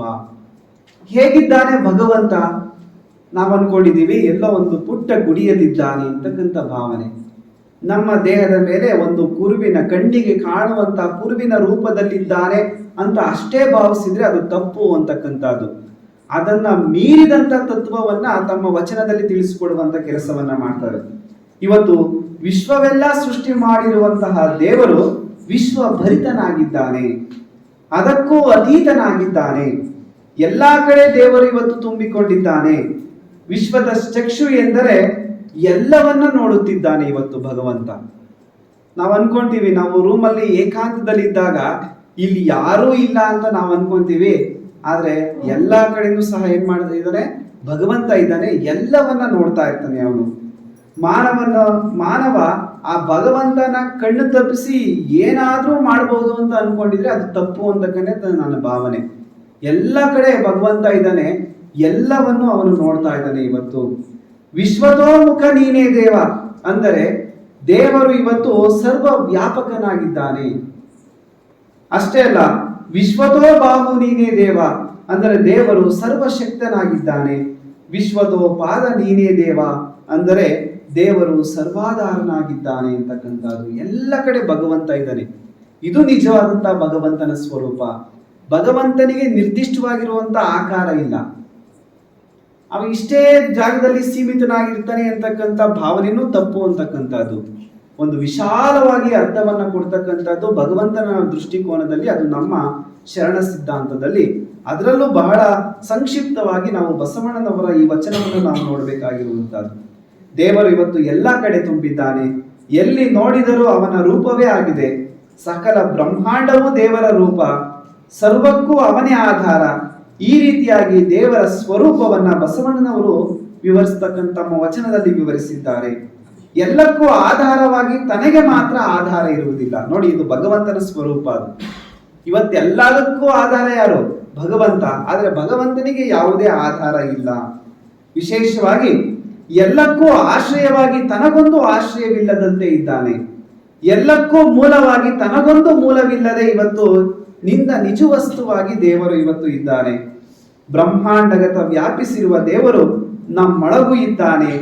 ಹೇಗಿದ್ದಾನೆ ಅಂದ್ರೆ ಹಾಲಿನಲ್ಲಿರುವಂತಹ ತುಪ್ಪದಂತಿದ್ದಾನೆ ಭಗವಂತ. ಯಾವ ರೀತಿ ಇದ್ದಾನೆ? ಹಾಲಿನಲ್ಲಿರುವಂತಹ ತುಪ್ಪದಂತಿದ್ದಾನೆ. ನೋಡಿ, ಹಾಲಲ್ಲಿರುವಂತಹ ತುಪ್ಪನ್ನ ನಾವು ನೋಡ್ಬೇಕಾದ್ರೆ ಒಂದಷ್ಟು ಪ್ರಕ್ರಿಯೆಗಳು ನಡಿಬೇಕಲ್ಲಿ. ಹಾಲನ್ನ ನಾವು ಚೆನ್ನಾಗಿ ಕಾಯಿಸ್ಬೇಕು. ಕಾಯಿಸಾದ ನಂತರದಲ್ಲಿ ಅಷ್ಟೊಂದು ತಣಿಯಕ್ಕೆ ಬಿಡಬೇಕು. ಅದಕ್ಕೆ ಸ್ವಲ್ಪ ಎಪ್ಪನ್ನ ಹಾಕಬೇಕು. ಅದನ್ನ ಮೊಸರನ್ನಾಗಿ ಮಾಡಬೇಕು. ಮತ್ತೆ ಅದನ್ನ ಚೆನ್ನಾಗಿ ಕಡಿಬೇಕು. ಆಗ ಏನ್ ಮಾಡುತ್ತೆ? ಬೆಣ್ಣೆ ಬರುತ್ತೆ. ಬೆಣ್ಣೆ ಬಂತು ಅಂದ್ರೆ ತುಪ್ಪ ನೋಡ್ದು ಅಂತ ಅಷ್ಟೇ ಅಲ್ಲ, ಆ ಬೆಣ್ಣೆಯನ್ನ ಏನ್ ಮಾಡಬೇಕು? ಸುಮ್ಮನೆ ಕಾಯಿಸ್ಬಾರ್ದು, ಹದವಾಗಿ ಕಾಯಿಸ್ಬೇಕು. ಜಾಸ್ತಿ ಕಾಯಿಸಿದ್ರೆ ಹೊರಟೋಗ್ಬಿಡುತ್ತೆ, ತುಪ್ಪ ತನ್ನ ಗುಣವನ್ನೇ ಕಳ್ಕೊಂಡು ಬಿಡುತ್ತೆ. ಹೇಗೆ ಕಾಯಿಸ್ಬೇಕು? ಹದವಾಗಿ ಕಾಯಿಸ್ಬೇಕು. ಈ ರೀತಿಯಾಗಿ ಭಗವಂತ ನಮ್ಮೊಳಗೆ ಇದ್ದಾನೆ, ಕಣ್ಣಿಗೆ ಕಾಣದಂತೆ ಇದ್ದಾನೆ. ಹೇಗಿದ್ದಾನೆ ಅಂದ್ರೆ ಹಾಲಿನಲ್ಲಿ ತುಪ್ಪ ಅಡಗಿರುವಂತೆ ನಮ್ಮ ಅಂತರಂಗದಲ್ಲಿ ದೇವರು ಇರುತ್ತಾನೆ. ಆ ಷಟ್ಸ್ಥಲ ಮಾರ್ಗದಿಂದ ಸಾಧನೆ ಮಾಡುತ್ತಾ ಹೋದಾಗ ನಮ್ಮ ಅಂತರಂಗದಲ್ಲಿರುವಂತಹ ಭಗವಂತನ ದಿವ್ಯ ದರ್ಶನವಾಗುತ್ತದೆ. ಅದಕ್ಕೆ ಷಟ್ಸ್ಥಲ ಮಾರ್ಗವನ್ನು ಅನುಸರಿಸಬೇಕು. ಷಟ್ಸ್ಥಲ ವಿಚಾರ ಬರಬೇಕು ಅಂದ್ರೆ ಮೊದಲು ದೇವರ ಸ್ವರೂಪ ತಿಳ್ಕೊಬೇಕು. ದೇವರ ಸ್ವರೂಪ ಅರ್ಥ ಆಗಬೇಕು. ಅವನನ್ನ ಮುಟ್ಟಬೇಕು ಅಂತಂದ್ರೆ ಲಿಂಗಾಂಗ ಸಾಮರಸ್ಯವನ್ನ ಅನುಭವಿಸಬೇಕು. ಇದು ನಮ್ಮ ಸಿದ್ಧಾಂತದ ಅಂತಿಮ ಗುರಿಯಾಗಿರುವಂತಹದ್ದು.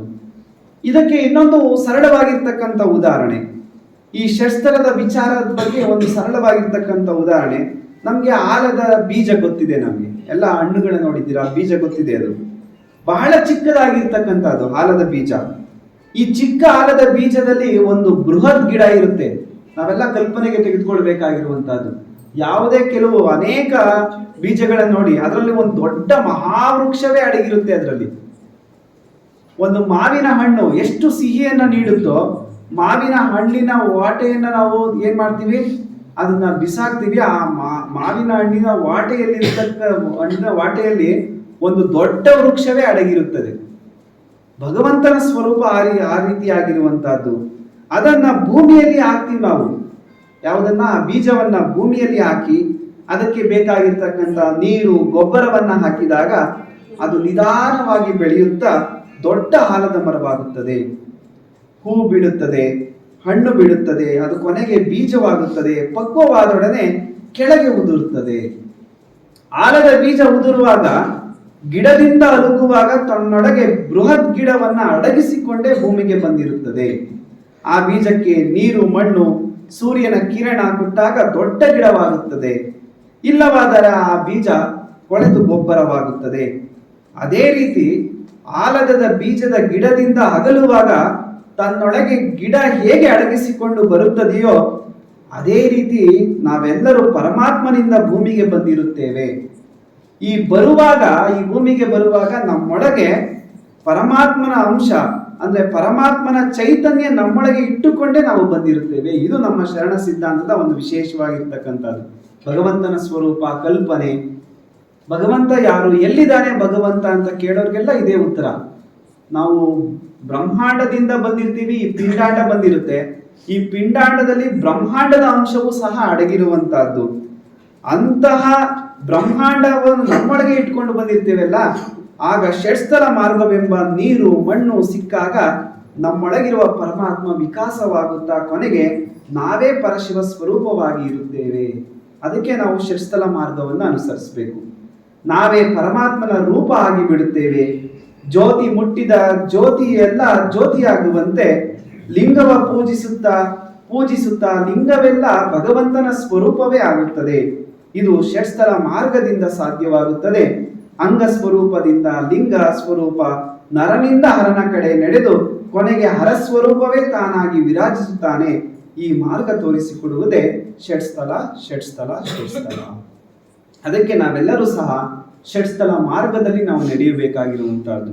ಷಟ್ಸ್ಥಲ ಮಾರ್ಗದಲ್ಲಿ ಹೇಗೆ ನಡೆಯುವಂತಹದ್ದು, ಪ್ರತಿಯೊಂದು ಸ್ಥಳವನ್ನ ಯಾವ ರೀತಿಯಾಗಿ ಏರುವಂತಹದ್ದು, ಅದನ್ನೆಲ್ಲ ಮುಂದಿನ ದಿನಮಾನಗಳಲ್ಲಿ ನಾವು ಬಹಳ ಸಂಕ್ಷಿಪ್ತವಾಗಿ ಅರ್ಥೈಸಿಕೊಳ್ಳೋಣ. ಇದಕ್ಕೆ ಪೂರಕವಾಗಿರುವಂತೆ ಒಂದು ಚನ್ನಬಸವಣ್ಣನವರು ಈ ಷಟ್ಸ್ಥಲ ಸಿದ್ಧಾಂತವನ್ನ ತಮ್ಮ ವಚನಗಳಲ್ಲಿ ಈ ತರ ಉಲ್ಲೇಖ ಮಾಡಿದ್ದಾರೆ. ನಾನು ಭಕ್ತ, ನಾನು ಮಹೇಶ್ವರ, ನಾನು ಪ್ರಸಾದಿ, ನಾನು ಪ್ರಾಣಲಿಂಗಿ, ನಾನು ಶರಣ, ನಾನು ಐಕ್ಯನೆಂದು ಹೇಳಿಕೊಳ್ಳುವ ಮಾನ್ಯರ ನೋಡಿ ಎನ್ನ ಮನವು ನಾಚಿತ್ತು ನೋಡ. ಎಷ್ಟು ಸರಳವಾಗಿ ಹೇಳಿದ್ದಾರೆ. ಷಟ್ಸ್ಥಲದ ಮಹತ್ವವನ್ನು ತಿಳಿಸುವಂತ ಕೆಲಸ ಇಲ್ಲಿ ಯಾರು ನಿಂದನೆ ಮಾಡ್ತಾ ಇಲ್ಲ, ಅದರ ಮಹತ್ವವನ್ನು ಹೆಚ್ಚಿಸುವಂತ ಕೆಲಸವನ್ನ ಮಾಡ್ತಾ ಇದ್ದಾರೆ. ಗೇಹ ಸತಿ ಪುತ್ರಾದಿಗಳಲ್ಲಿ ನಾನು ನನ್ನದೆಮ್ಮ ಹಮ್ಮು ಬಿಮ್ಮು ಬಿಡುವುದ ನಕ್ಕರ ಭಕ್ತನಲ್ಲ ನೋಡ. ನಿಜವಾದ ಭಕ್ತ ಯಾರು ಅಂದ್ರೆ ಇವೆಲ್ಲರಿಂದ ಮುಕ್ತನಾಗಬೇಕಂತೆ ಅವನು, ಅದು ನಿಜವಾದಂತಹ ಭಕ್ತ. ಅಂತಪ್ಪ ದೇಹಾದಿ ಪ್ರಪಂಚದಲ್ಲಿ ಹರಿದಾಡುವ ಮನವು ನಿಂದು ನಿರ್ಮಲವಾಗದ ನಕ್ಕರ ಪ್ರಸಾದಿ ಎಲ್ಲ ನೋಡ. ಅಂದ್ರೆ ನಮ್ಮ ಮನಸ್ಸು ಏನಾಗ್ಬೇಕು ಅಂದ್ರೆ ಎಲ್ಲ ಮನವು ಏನಾಗ್ಬೇಕು ಅಂದ್ರೆ ನಿರ್ಮಲತ್ವವನ್ನ ಪಡ್ಕೊಬೇಕಂತೆ, ಅದು ಪ್ರಸಾದಿ ಸ್ಥಳ ಅಂತೆ. ದೇಹ ಕರಣೇಂದ್ರಿಯಗಳ ಮರೆದು ಲಿಂಗದಲ್ಲಿ ಮನವು ಲೀನವಾಗದ ನಕ್ಕರ ಪ್ರಾಣಲಿಂಗಿಯಲ್ಲ ನೋಡ. ಶಿವಲಿಂಗವೇ ನಿತ್ಯವು, ದೇಹಾದಿ ಪ್ರಪಂಚ ಅನಿತ್ಯವೆಂದು ನಿಶ್ಚಯಗೊಂಡು ಸದಾ ಲಿಂಗ ಆನಂದದಲ್ಲಿ ಒಡಗೂಡಿದ ನಕ್ಕರ ಶರಣನಲ್ಲ ನೋಡ. ಶಿವಲಿಂಗವು ಬೇರೆ ತಾನೂ ಬೇರೆ ಎಂಬ ಭೇದ ಭ್ರಾಂತಿಯ ನೀಗಿ ಸ್ವಯಮೇವ ತಾನೇ ಲಿಂಗವಾದ ನಕ್ಕರ ಐಕ್ಯನಲ್ಲ ನೋಡ. ಇಂತಪ್ಪ ಷಟ್ಸ್ಥಲಗಳ ನಿಲುವ ನರಿತಲ್ಲದೆ ಕೂಡಲ ಚೆನ್ನ ಸಂಗೈನಲ್ಲಿ ಕೂಡಲರಿಯಲು ನೋಡ ಅಂತಕ್ಕಂಥದ್ದು. ಕೂಡಲ ಚೆನ್ನ ಸಂಗೈನಲ್ಲಿ ನಾವು ಕೂಡಬೇಕು ಅಂತಂದ್ರೆ ಇವುಗಳಿಂದ ಎಲ್ಲ ಏನಾಗಬೇಕು, ನಾವು ಮುಕ್ತರಾಗಬೇಕು. ಆಗ ನಮ್ಮ ಜೀವನದಲ್ಲಿ ಏನಾಗುತ್ತೆ ಅಂದ್ರೆ ನಾವು ಐಕ್ಯ ಸ್ಥಳವನ್ನ ಏರಬಹುದು. ಲಿಂಗಾಂಗ ಸಾಮರಸ್ಯ ನಮ್ಮಲ್ಲಿ ಅಳವಡುತ್ತದೆ. ನಮಗೆ ಜೀವನದಲ್ಲಿ ನೆಮ್ಮದಿ, ಶಾಂತಿ ಎಲ್ಲವೂ ಬರುವಂತಹದ್ದು. ಮುಂದಿನ ದಿನಗಳಲ್ಲಿ ಒಂದೊಂದು ಸ್ಥಳವನ್ನ ಯಾವ ರೀತಿಯಾಗಿ ಏರುವಂತಹದ್ದು ನಾವೆಲ್ಲ ಆಲೋಚನೆ ಮಾಡಬೇಕು. ಕೇವಲ ನಾನಿದು ಪ್ರಾರಂಭದಲ್ಲಿ ಹೇಳ್ತಾ ಇದ್ದೀನಿ, ಇದು ಕೇವಲ ಚಿಂತನೆ ಮಾಡೋದಷ್ಟೇ ಅಲ್ಲ, ಅದು ಪ್ರಾಯೋಗಿಕವಾಗಿ ಬರಬೇಕು. ನಮ್ಮ ಜೀವನದಲ್ಲಿ ನಾವು ಭಕ್ತರಾಗಬೇಕು. ನಿಜ ಭಕ್ತರಾದ್ರೆ ಹೆಂಗಿರ್ಬೇಕು, ಭಕ್ತನ ಲಕ್ಷಣಗಳೇನು, ಅದಕ್ಕೆ ನಮ್ಮ ತೋಂಟದ ಸಿದ್ಧಲಿಂಗ ಯತಿಗಳು ಭಕ್ತನ ಲಕ್ಷಣಗಳಲ್ಲಿ ತಮ್ಮ ವಚನಗಳಲ್ಲಿ ಸಾಕಷ್ಟು ವಿಸ್ತಾರವಾಗಿ ಹೇಳಿದ್ದಾರೆ. ಬಸವಣ್ಣನವರು ಭಕ್ತ ಸ್ಥಳದ ಕುರಿತು ಅನೇಕ ವಿಚಾರ, ಮತ್ತೆ ಷಟ್ಸ್ಥಲ ಜ್ಞಾನಿಯಾಗಿರ್ತಕ್ಕಂಥ ಚನ್ನಬಸವಣ್ಣನವರು ಷಟ್ಸ್ಥಲವನ್ನ ಕುರಿತು ಅದರಲ್ಲಿ ಭಕ್ತ ಸ್ಥಳ ಹೇಗಿರಬೇಕು, ಭಕ್ತನಾದವನು ಅಂತ ಅನೇಕ ವಿಚಾರಗಳನ್ನ ತಿಳಿಸ್ಕೊಡುವಂತ ಪ್ರಯತ್ನವನ್ನ ಮಾಡಿದ್ದಾರೆ. ಆ ಎಲ್ಲ ವಿಚಾರಗಳನ್ನ ಮುಂದಿನ ಗೋಷ್ಠಿಗಳಲ್ಲಿ ನಾವೆಲ್ಲ ತಿಳಿದುಕೊಳ್ಳುವಂತ ಪ್ರಯತ್ನವನ್ನ ಮಾಡೋಣ. ಇದ್ರ ಜೊತೆಗೆ ಒಂದು ವಿಶೇಷವಾಗಿರ್ತಕ್ಕಂಥ ಒಂದು ಶಿವತತ್ವ ಚಿಂತನಾ ಗೋಷ್ಠಿ ಅಡಿಯಲ್ಲಿ ಒಬ್ಬ ಅಖಂಡ ಜ್ಞಾನಿ ಷಣ್ಮುಖ ಶಿವಯೋಗಿಗಳವರ ಜಯಂತಿಯನ್ನು ನಾವೆಲ್ಲ ಆಚರಣೆ ಮಾಡ್ಕೊಂಡು ಬಂದಿದ್ದೀವಿ. ಅದರಲ್ಲಿ ನಮ್ಮ ನಿರೂಪಕರು ಹೇಳಿದ ಹಾಗೆ ಒಂದು ವಿಶಿಷ್ಟವಾಗಿರ್ತಕ್ಕಂಥ ಒಂದು ಕಾರ್ಯಕ್ರಮ ಇದು. ನಾವು ಷಣ್ಮುಖ ಶಿವಯೋಗಿಗಳ ಜಯಂತಿಯನ್ನ ನಾವು ತಿಳಿದ ಮಟ್ಟಿಗೆ ಎಲ್ಲೂ ಆಚರಣೆ ಬಂದೇ ಇಲ್ಲ ಅಂತ ನಾವು ಭಾವಿಸ್ಬೇಕಾಗಿರ್ತಕ್ಕಂಥದ್ದು. ಆಚರಣೆಗೆ ಬಂದಿದ್ದೆ ಆದ್ರೆ ಅದು ಕೆಲವು ಸ್ಥಳಗಳಲ್ಲಿ ಮಾತ್ರ. ಆದರೆ ವಿಶೇಷವಾಗಿ ನಮ್ಮ ಪೂಜ್ಯರು ಇವತ್ತು ಒಂದು ಆದೇಶವನ್ನಿಟ್ಟು, ಇಲ್ಲ ಷಣ್ಮುಖ ಶಿವಯೋಗಿಗಳ ಬಗ್ಗೆ ಒಂದು ಚಿಂತನೆ ಇವತ್ತಿನ ಗೋಷ್ಠಿಯಲ್ಲಿ ನಡಿಬೇಕು ಅಂತಕ್ಕಂಥದ್ನ ಈ ಸಂಚಾಲಕರಿಗೆ ಸೂಚನೆಯನ್ನ ಕೊಟ್ಟಿದ್ರು.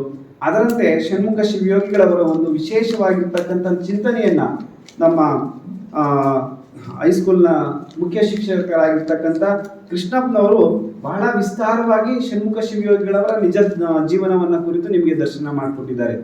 ಬಹುಶಃ 12ನೇ ಶತಮಾನದಲ್ಲಿ ನಾವು ಅವಿರಳ ಜ್ಞಾನಿ ಚನ್ನಬಸವಣ್ಣ ಅಂತ ನಾವು ಕರೆದೋ, ಅದಾದ ನಂತರದಲ್ಲಿ 17ನೇ ಶತಮಾನದಲ್ಲಿ ನಾವು ಅಖಂಡ ಜ್ಞಾನಿ ಅಂತ ಯಾರನ್ನ ಕರಿತೀವಿ ಅಂದ್ರೆ ಅದು ಷಣ್ಮುಖ ಶಿವಯೋಗಿಗಳನ್ನ. ನಾವು ವಿಚಾರ ಏನಂತಂದ್ರೆ ಇಡೀ ವಚನ ಸಾಹಿತ್ಯದ ಒಂದು ಗಟ್ಟಿ ತುಪ್ಪವನ್ನ ಮತ್ತೆ ನಮಗೆ ಉಣಬಡಿಸುವಂತ ಕೆಲಸವನ್ನ ಮಾಡಿದವರು ಯಾರು ಅಂತಂದ್ರೆ ಅದು ಷಣ್ಮುಖ ಶಿವಯೋಗಿಗಳವರು.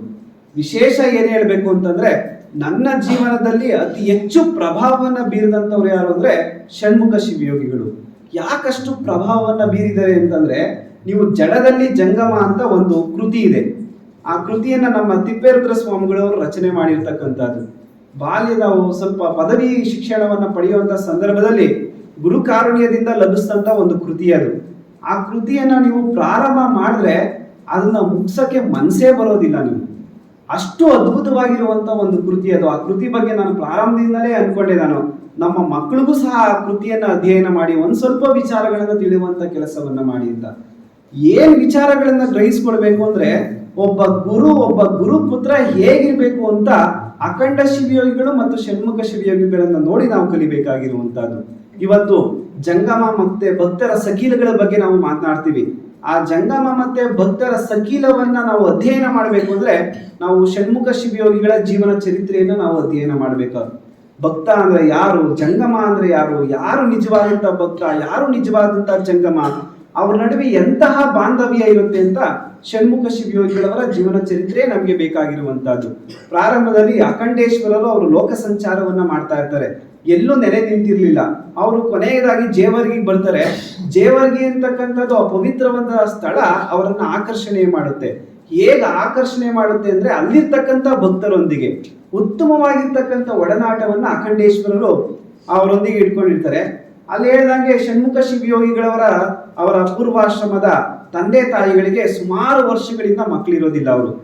ಅವರು ಲಿಂಗ ನಿಷ್ಠೆಯನ್ನು ಹೊಂದಿರ್ತಕ್ಕಂಥವ್ರು, ಶರಣ ದಂಪತಿಗಳು, ಅವರು ಕಾಯಕದಲ್ಲಿ ಸಾಕಷ್ಟು ನಿಷ್ಠೆಯನ್ನು ಹೊಂದಿರ್ತಕ್ಕಂಥವ್ರು. ಅವರಿಗೆ ಸುಮಾರು ದಿವಸಗಳಿಂದ ಪುತ್ರ ಸಂತಾನ ಆಗಿರೋದಿಲ್ಲ. ಅಖಂಡೇಶ್ವರರು ಆ ಊರಿಗೆ ಬಂದಾಗ ಅವರ ಕಾರುಣ್ಯದಿಂದ, ಜಂಗಮವರ ಸೇವೆಯಿಂದ ಅವ್ರಿಗೊಂದು ಶಿಶು ಜನನವಾಗುತ್ತೆ. ಆ ಶಿಶು ಯಾರ ಕೈಗೆ ಮಾರ್ಗದರ್ಶನದಲ್ಲಿ ಬದುಕುತ್ತೆ ಅಂತಂದ್ರೆ ಅಖಂಡ ಶಿವಯೋಗಿಗಳವರ ಮಾರ್ಗದರ್ಶನದಲ್ಲಿ ಬೆಳೆಯುತ್ತೆ.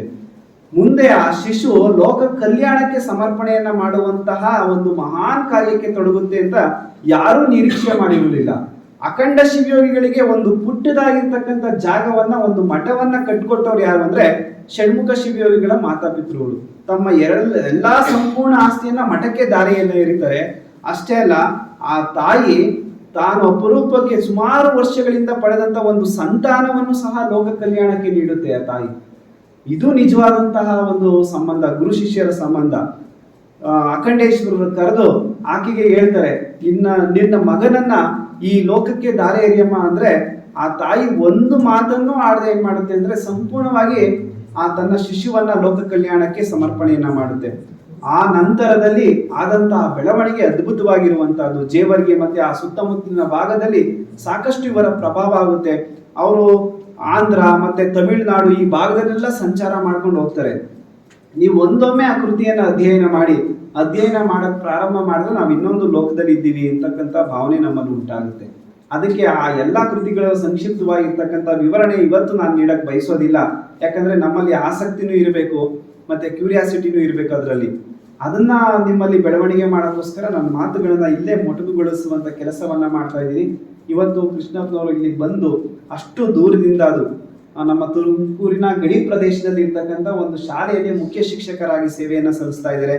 ನಮ್ಮ ಮಠದೊಂದಿಗೆ ಅನನ್ಯ ಭಕ್ತಿಯನ್ನ ಇಟ್ಕೊಂಡಂಥವ್ರು, ತುಮಕೂರಿನಲ್ಲೂ ಸುಮಾರು ವರ್ಷಗಳ ಕಾಲ ಸೇವೆಯನ್ನ ಸಲ್ಲಿಸಿದಂಥವ್ರು ಅವರೆಲ್ಲ ಬಂದು ಇವತ್ತು ಈ ಸಂದರ್ಭದಲ್ಲಿ ಷಣ್ಮುಖ ಶಿವಯೋಗಿಗಳನ್ನ ಕುರಿತು ಒಂದಷ್ಟು ವಿಚಾರಗಳನ್ನ ತಿಳಿಸುವಂತ ಕೆಲಸವನ್ನ ಮಾಡಿದ್ದಾರೆ. ಬಹುಶಃ ಅವರ ಸಮಯ ಸಾಲಿಲ್ಲ ಅಂತ ನಾನು ಭಾವಿಸಿದ್ದೀನಿ. ಇನ್ನೂ ಹೆಚ್ಚು ಸಮಯ ಬೇಕಾಗಿತ್ತು. ಅವರ ವಚನಗಳನ್ನ ನೀವು ಅರ್ಥೈಸ್ಕೊಳ್ಳೋದು ತುಂಬಾ ಕಷ್ಟ ಆಗಿರುವಂತಹದ್ದು. ಯಾಕಂದ್ರೆ ಚನ್ನಬಸವಣ್ಣನವರ ವಚನಕ್ಕೆ ಸರಿಸಮಾನವಾಗಿರ್ತಕ್ಕಂಥ ವಚನಗಳು ಅವು. ಅಷ್ಟು ಲೋಕ ಕಲ್ಯಾಣವನ್ನ ಉಂಟು ಮಾಡುವಂತಹ ವಚನ ಸುಧೆಯನ್ನ ನಮಗೆ ನೀಡು ಹೋಗಿದ್ದಾರೆ ಷಣ್ಮುಖ ಶಿವಯೋಗಿಗಳವರು. ನಿಜಕ್ಕೂ ಅಂತವರನ್ನ ಕುರಿತು ಇವತ್ತು ನಾವು ಅವರ ಬಗ್ಗೆ ಒಂದಷ್ಟು ಚಿಂತನೆಯನ್ನ ಮಾಡ್ತಕ್ಕಂಥದ್ದು ನಮ್ಮ ಜೀವನವೂ ಸಹ ಸಾರ್ಥಕ ಆಗಿದೆ ಅಂತಕ್ಕಂಥ ನಾನು 2 ಮಾತುಗಳನ್ನ ಪೂಜ್ಯರ ಪಾದಗಳಿಗೆ ಸಮರ್ಪಿಸಿ ಮತ್ತೊಮ್ಮೆ ಈ ಕಾರ್ಯಕ್ರಮದಲ್ಲಿ ಭಾಗಿಗಳಾಗಿರ್ತಕ್ಕಂಥ ಎಲ್ಲ ಶಿವಶರಣೆಯರ ಅಂತರಾತ್ಮಕ್ಕೂ ನಾನು ಶರಣಾರ್ಥಿಗಳನ್ನ ಈ ಸಂದರ್ಭದಲ್ಲಿ ಸಲ್ಲಿಸಿ, ಒಂದು ವಿಶೇಷವಾಗಿರ್ತಕ್ಕಂಥ ಒಬ್ಬ ವ್ಯಕ್ತಿ ಬಗ್ಗೆ ನಾನು ಈ ಸಂದರ್ಭದಲ್ಲಿ ಪರಿಚಯ ಮಾಡಿಕೊಡ್ಬೇಕು. ನಮ್ಮ ಶರಣೆ ಶಾರದಮ್ಮನವರು ಹಿಂದೆ ಕೂತ್ಕೊಂಡಿದ್ದಾರೆ. ಹಿಂದೆ ಕೂತ್ಕೊಂಡವ್ರು ಒಂದು ಸ್ವಲ್ಪ ಎದ್ದು ನಿಂತ್ಕೊಂಡು ಕೂತ್ಕೊಂಡ್ಬಿಡಿ. ನೀವು ಅವ್ರ ಪರಿಚಯ ನಾವು ಮಾಡ್ಕೊಳ್ಳೇಬೇಕು. ನಾನು ಬಾಲ್ಯದಿಂದ ಹಿಡಿದು ನಮ್ಮ ನಿರೂಪಕರು ಬಾಲ್ಯದಿಂದ ಹಿಡಿದು ಆ ಕಾಲದಲ್ಲೂ ನಮ್ಮ ಮಠದಲ್ಲಿ ಇರ್ತಕ್ಕಂಥ ಪ್ರತಿಯೊಬ್ಬ ಒಂದು ಹುಣ್ಣಿಮೆ ಕಾರ್ಯಕ್ರಮದಲ್ಲೂ ಅವರು ಭಾಗವಹಿಸಿದ್ದಾರೆ. ನಾವು ಇವತ್ತು ಹುಣ್ಣಿಮೆ ಕಾರ್ಯಕ್ರಮ ನಡೀತಾ ಇದೆ ಅಂತಲ್ಲ, ಮಠದಲ್ಲಿ ತುಂಬಾ ವರ್ಷಗಳಿಂದ ಹುಣ್ಣಿಮೆ ಕಾರ್ಯಕ್ರಮ ನಡೀತಾ ಇತ್ತು. ಅಂತ ಸಂದರ್ಭದಲ್ಲೇ ಅವ್ರ ಜೊತೆ ಇನ್ನೊಬ್ರು, ಅವ್ರ ಹೆಸರು ಜಗದಮ್ಮ ಅವರು, ನೆಲಮಂಗಲದಿಂದ ಆ ಇಬ್ರು ಮಾತೆಯರು ಏನ್ ಮಾಡೋರು, ಹಳೆ ಮಠಕ್ಕೆ ಬರೋರು. ಪ್ರತಿ ಹುಣ್ಣಿಮೆಗೂ ಬಂದು ಸಂಜೆನೆ ಇಲ್ಲಿ ಇದ್ದು ಶಿವಾನುಭವವನ್ನ ಪಡ್ಕೊಂಡು ಬೆಳಗ್ಗೆ ಪೂಜ್ಯರೊಂದಿಗೆ ಲಿಂಗಾರ್ಚನೆಯನ್ನ ಮಾಡಿಕೊಂಡು ಪ್ರಸಾದವನ್ನ ಸ್ವೀಕರಿಸಿ, ಅದಕ್ಕೆ ಅವರ ಆಯಸ್ಸು ಇಷ್ಟು ಗಟ್ಟಿಯಾಗುವುದಕ್ಕೆ, ಇಷ್ಟು ಚೈತನ್ಯ ಇರೋಕ್ಕೆ ಕಾರಣ ಅಂದ್ರೆ ಅವತ್ತಿನ ಶಿವಾನುಭವಗಳು ಅವರ ಚೈತನ್ಯವನ್ನ ನೂರ್ಮಡಿಗೊಳಿಸುವಂತ ಕೆಲಸವನ್ನ ಮಾಡಿರ್ತಕ್ಕಂಥದ್ದು. ಆ ಮಾತೆಯರು ಇಲ್ಲಿ ವಸತಿ ವ್ಯವಸ್ಥೆ ಇರ್ಲಿ ಬಿಡ್ಲಿ, ಎಷ್ಟೋ ಸಂದರ್ಭದಲ್ಲಿ ನಮ್ಮ ಹಳೆ ಮಠದ ಪ್ರಾಂಗಣದಲ್ಲೇ ಮಲ್ಕೊಂಡು ಹೋಗಿದ್ದಾರೆ. ಇವತ್ತು ಯಾವ ವ್ಯವಸ್ಥೆನೂ ಕೇಳಿದಂಥವ್ರಲ್ಲ. ಅಂತ ಶರಣರು ಇವತ್ತಿನ ಜೀವನದಲ್ಲಿ ಅವಶ್ಯಕತೆ ಇದೆ. ನಮ್ಮೆಲ್ಲ ಯುವಕರಿಗೆ ಅವರು ಆದರ್ಶವಾಗಿರುವಂತವ್ರು. ನಾನು ಪ್ರತಿ ಸಂದರ್ಭದಲ್ಲಿ ಹೇಳ್ತಕ್ಕಂಥದ್ದು, ಇವೆಲ್ಲ ಚಿಂತನಗೋಷ್ಠಿಗಳು ಸಾರ್ಥಕ ಆಗಬೇಕು ಅಂದ್ರೆ ಇವೆಲ್ಲ ವಿಚಾರಧಾರೆಗಳು ನಿಮ್ಮ ನಿಜ ಜೀವನದಲ್ಲಿ ಅಳವಡಿಸ್ಕೊಂಡಾಗ ಮಾತ್ರ ಸಾಧ್ಯ. ನಾನು ಪ್ರತಿ ಗೋಷ್ಠಿಯಲ್ಲೂ ಹೇಳ್ತಾ ಇರ್ತೀನಿ, ನಿಮ್ಮ ಮಕ್ಕಳನ್ನ ಇಂತಹ ಗೋಷ್ಠಿಗಳಿಗೆ ಕರೆತರುವಂತ ಕೆಲಸ ಆಗಬೇಕಾಗಿರುವಂತಹದ್ದು. ಇವತ್ತು ಸಂಸ್ಕಾರ ಅತ್ಯಂತ ಅವಶ್ಯಕವಾಗಿ ಬೇಕಾಗಿರುವಂತ ಒಂದು ಸಂಪತ್ತು. ಅಂತ ಸಂಪತ್ತು ನಾವಾದ್ರೆ ಖಂಡಿತವಾಗಿಯೂ ಸಮಾಜ ಅಂತಕ್ಕಂಥದ್ದು ಸಮಸ್ಥಿತಿಯಲ್ಲಿ ಮುಂದುವರಿಯುತ್ತೆ. ಹಾಗಾಗಿ ಮತ್ತಷ್ಟು ಮುಂದಿನ ದಿನಗಳಲ್ಲಿ ನಿಮ್ಮೆಲ್ಲ ಮಕ್ಕಳನ್ನ ಆದಷ್ಟು ಅವರಿಗೆ ಮನಸ್ಸನ್ನ ಒಂದು ಬಾರಿ ಬಂದು ಒಂದೆರಡು ವಿಚಾರಧಾರೆಗಳನ್ನ ಗ್ರಹಿಸಿದಾಗ ಎಲ್ಲ ಒಂದ್ ಕಡೆ ಅವ್ರ ಮನಸ್ಸು ಪಕ್ವ ಆಗ್ಬೋದು ಅಂತಕ್ಕಂಥದ್ದು ನನ್ನ ಭಾವನೆ. ಮತ್ತೊಮ್ಮೆ ಈ ಕಾರ್ಯಕ್ರಮದಲ್ಲಿ ಹಾಸಲಾಗಿರ್ತಕ್ಕಂಥ ನಮ್ಮ ಎಲ್ಲ ಶರಣ ಬಂಧುಗಳು, ತುಮಕೂರು ಶರಣ ಸಾಹಿತ್ಯ ಪರಿಷತ್ತಿನ ಎಲ್ಲ ಶರಣ ಬಂಧುಗಳಿಗೂ ಮತ್ತೆ ನಮ್ಮ ಮಠದ ವಿದ್ಯಾರ್ಥಿಗಳು, ಎಲ್ಲ ಪೂಜ್ಯರುಗಳಿಗ ಅಂತರಾತ್ಮಕ್ಕೆ ಮತ್ತೊಮ್ಮೆ ಶರಣಾರ್ಥಿಗಳನ್ನ ಸಮರ್ಪಿಸಿ ನನ್ನ 2 ಮಾತುಗಳಿಗೆ ವಿರಾಮವನ್ನು ನೀಡ್ತಾ ಇದ್ದೀನಿ.